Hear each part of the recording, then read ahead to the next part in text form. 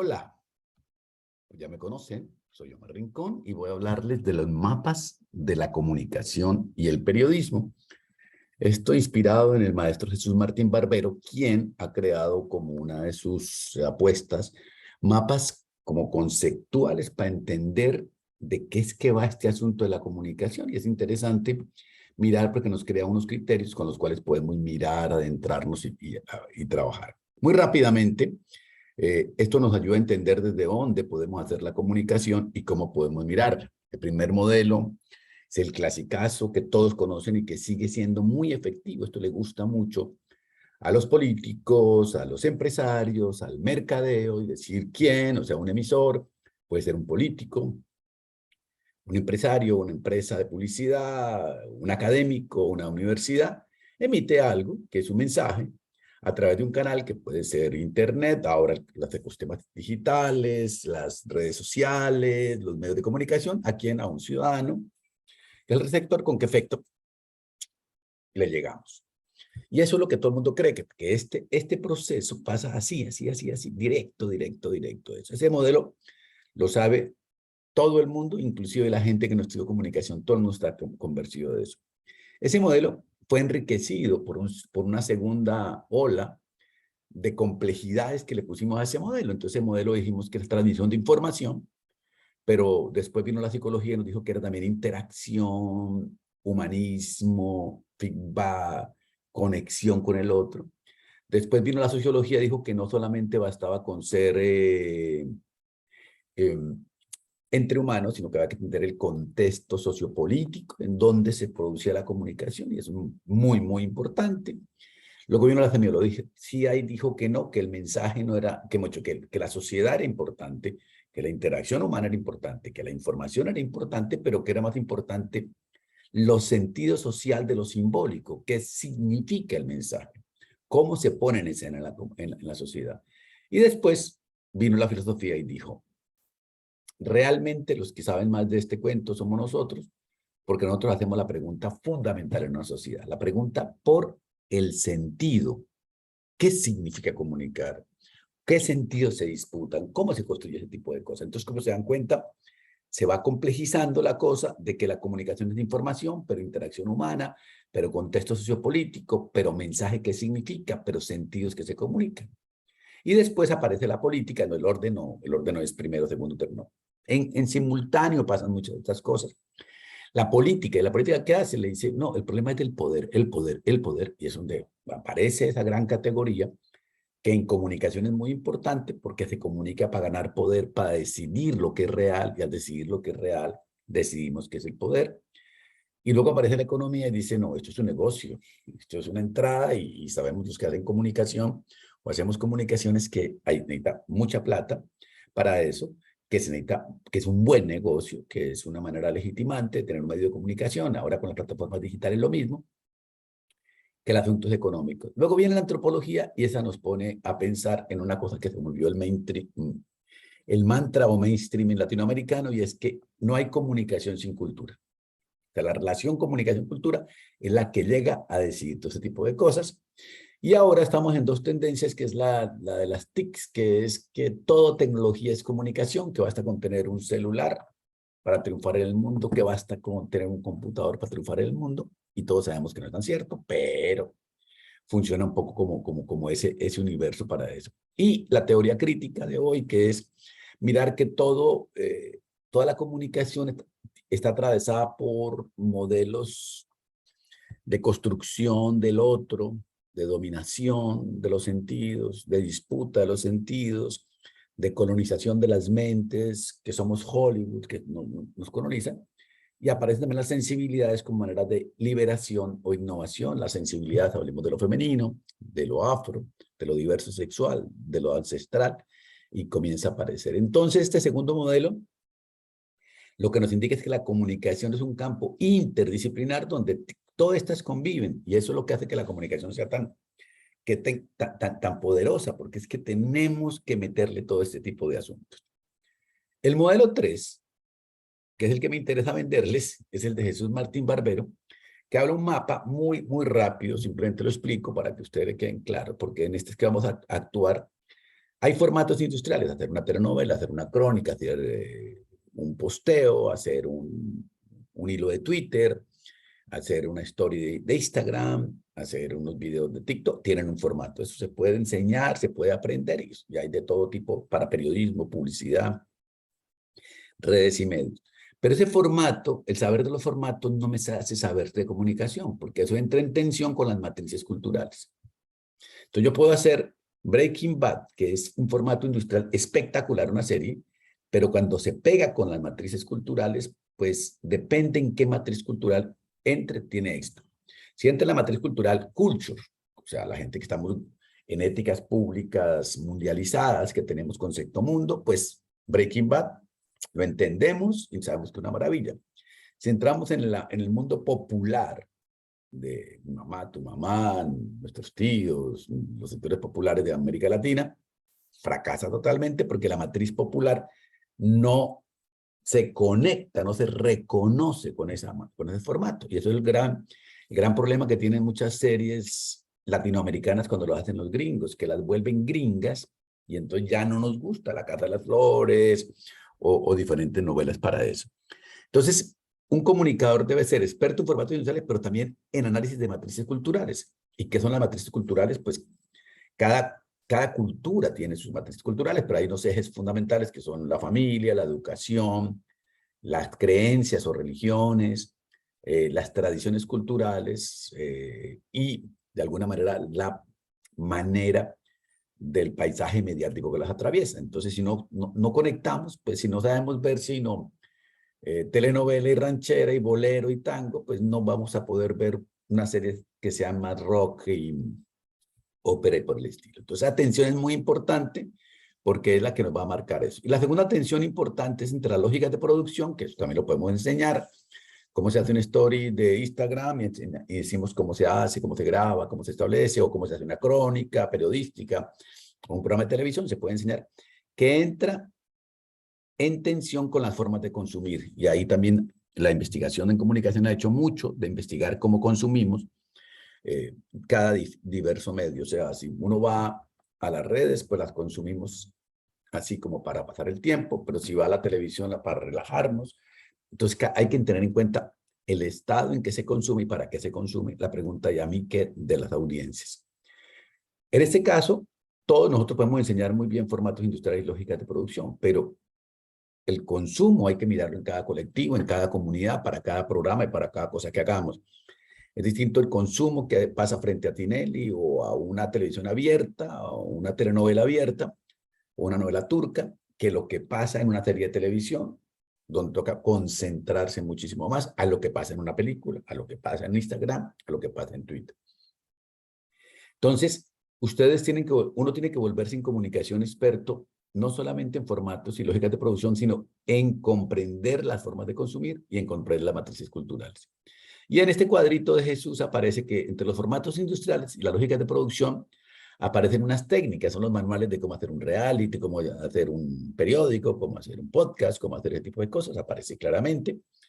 Entre las lógicas de producción y las matrices culturales aparece la institucionalidad, o sea, las leyes de medios que se da a cada cultura, la historia de los medios, las maneras de contrato laboral, las maneras de producción, y en eso cada país varía distintamente. Todo esto es posible de enseñar en una universidad, institucionalidad, lógicas de producción, tecnicidad y formatos industriales. La otra parte que se enseña muy poco y que hay que entender caso por caso, es la relación entre formato industrial, por ejemplo, telenovela y el consumo. Se crean comunidad de sentidos desde los televidentes de telenovela. O una serie, cuando vemos una serie, los que vimos Breaking Bad formamos parte de la comunidad ritualística de cómo ver Breaking Bad. Entonces el ritual cambia totalmente la manera de ser. Entonces, por ejemplo, HBO y Disney quieren que sigamos viendo una cosa por semana, el ritual de una vez por semana para la serie, pero nosotros sabemos que no queremos eso y queremos verla un domingo de seguida. Entonces, el ritual se constituye como clave para entender cómo hacemos la producción televisiva. Y las socialidades con las matrices que ya tiene que ver el plan familiar para ver una telenovela, en el caso argentino, cuando hay elecciones, cómo se reúnen los amigos para ver los resultados de las elecciones, en el caso colombiano y América Latina, el caso de ver el fútbol, o sea, qué socialidades se establecen alrededor de la familia de la educación, de las culturas que habitamos respecto a los programas que miramos. Entonces, a mí eso me parece que es un cuadro que nos complejiza ese modelo que habíamos dicho que era así directo, de visión-recepción, interdisciplinar, pero no lo pone bien. Otro mapa que me parece interesante es el del periodismo, y es que en periodismo es distinto a la comunicación, entonces ahí hablamos de que en ejes transversales tenemos la democracia, a mayor libertad de expresión, a mejor periodismo, a mejor democracia, pero también aparece la categoría de entretenimiento, el periodismo hace parte de la industria de las emociones que habita una sociedad, y el de ética pública, o sea, si yo quiero ver cómo es una sociedad en ética pública, tengo que ver el periodismo que tiene su país y comenzamos a establecer. En Colombia, los 5 grandes grupos económicos tienen los 5 grandes medios de comunicación y la comunicación de estos medios está a favor del statu quo, la institución, funciona. En Chile están a favor de la derecha, en Argentina hacen un completo boicoteo a todo lo que no pertenezca al modelo de sociedad que tienen, entonces aparece una ética pública que es como no basada en la ley, sino en lo legítimo para los negocios de los dueños. Y ahí, ya cuando hablamos de periodismo, pues uno habla de opinión pública. El resultado del periodismo es la construcción de una opinión pública, o sea, de una conversación colectiva. El periodismo es el ejercicio activo de la libertad de información. A mayor libertad de información, mayor democracia. El periodismo es una forma de la comunicación, o sea, de eso que estamos hablando, no de la comunicación, sino una forma de la comunicación. Hay otra, la publicidad, la comunicación para el desarrollo, para el cambio social, las relaciones públicas, la comunicación institucional, muchas tipos de comunicación. Y aquí repito el entretenimiento porque es clave que esté ahí metido también como uno de los ejes fundamentales. Los periodismos tienen que ver con las tecnologías, eso es la gran crisis del periodismo actual, que salió el Internet, aparecieron los aparatos de las redes digitales y no hemos sido capaces de inventar modelos periodísticos adecuados para eso y seguimos siendo como Jurásico frente a eso. Pero la clave mía del periodismo es aquí, narrativas mediáticas, que ya no solamente tiene que ver con la crónica, el reportaje, la noticia, sino que tiene que ver con eso mismo, pero muchos más tipos de formatos que surgen con la televisión, con el cine, con el YouTube, con el Instagram, con el TikTok y con muchas más formas que podemos construir el WhatsApp y podemos construir narrativas mediáticas. El siguiente mapa es el de la libertad de expresión porque me interesa como dejar mapeado todos los grandes conceptos que trabajamos ahí. El de la libertad de expresión pues tiene que ver con que mayor libertad de expresión, mejor democracia, como ya dije, y eso tiene que ver con cosas tan simples como el derecho a la comunicación, que está aquí abajo, que es que todo ciudadano tiene derecho a la comunicación, y tiene que ver con cosas tan claras como la vida de los periodistas. Aquí puse seguridad y protección de periodistas, o sea, como que hay que proteger a los periodistas por libertad de expresión, pero además de eso, hoy en día la salud mental de los periodistas, las formas de persecución que existen para el periodista, la vida del periodista como una vida pública amenazada.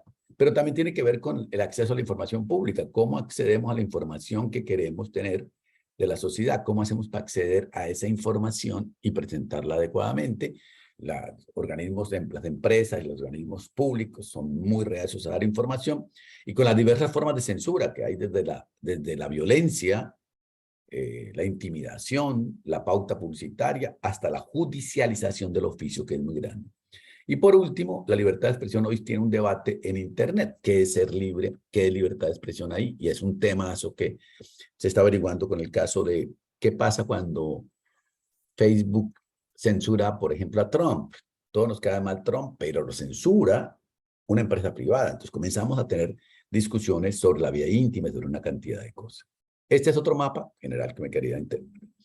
Y el mapa posterior que quiero mostrarles es este de la opinión pública, porque si el resultado del periodismo de la opinión pública, pues la opinión pública determina qué democracia y qué ética pública tenemos. Y ahí hay varias cosas que ustedes analizarán y saben de eso, y es, se analiza cómo se produce, y entonces la producción de la esfera pública, hay teorías para mirar eso. Hay una de las más importantes, es el agenda setting. La otra así importante es la esfera pública construida a partir del framing, del marco. Agenda setting es qué temas ponemos en visibilidad y qué temas excluimos. De qué hablamos y de qué no hablamos. Y el framing ya lo que habla es con qué encuadre se hace. Puede que lo encuadremos temáticamente, moralmente, en tonos, en formas de mirar, que es lo que va a generar sentidos a lo que hacemos en ese momento. Y está el otro tema, que es el de la industria cultural. La industria cultural tiene que ver con cómo se vende esto. La opinión pública es qué se vende, qué opiniones se venden.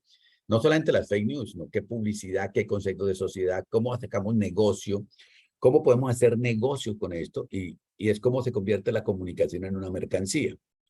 De todo esto surgen una representación, o sea, unos sentidos sociales, unos discursos sobre el poder, unas maneras de pensarnos como sociedad sobre hombres, mujeres, diversidades, pobres, migrantes, todo tipo de cosas.